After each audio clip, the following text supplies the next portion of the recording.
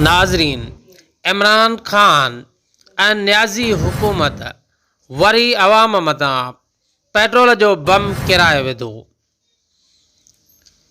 Petrol जो ॾमर मुल्क मथां विज वांगुरु वरी कड़की पियो।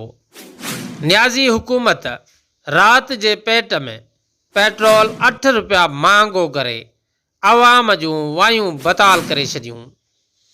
हालिया महांगाई माण्हुनि जूं मतियूं मुंझाए छॾियूं आहिनि। ग़रीब तबिको सख़्तु परेशान थी वियो आहे।